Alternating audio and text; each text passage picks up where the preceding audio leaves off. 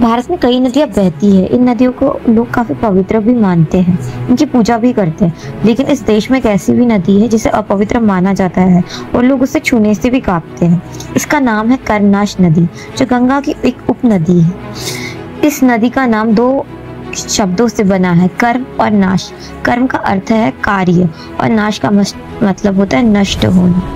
यह एक श्रापित नदी है। पुरानी कथा के अनुसार राजा हरिश्चंद्र के पिता सत्यव्रत बेहद ही पराक्रमी राजा थे।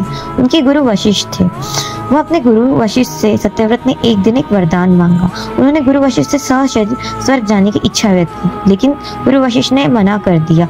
इससे सत्यव्रत काफी नाराज हुए और वह अपनी व्यथा लेकर विश्वामित्र के पास गए।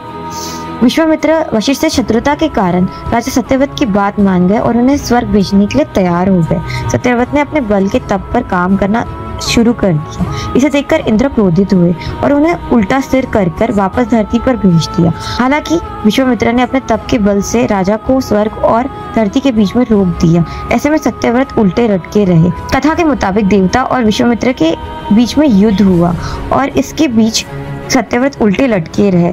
इस दौरान उनके मुंह से लार टपकने लगी और यह लार धरती पर नदी के तौर पर प्रकट हुई। माना जाता है ऋषि वशिष्ठ ने राजा को चांडाल होने का श्राप दे दिया और उसकी लार से जो नदी बन रही थी, इसलिए इस नदी को भी श्रापित कहलाया गया।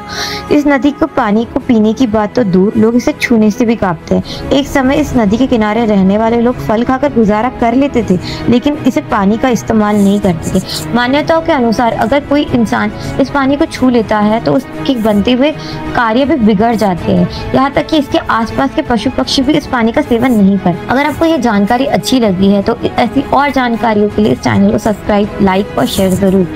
धन्यवाद।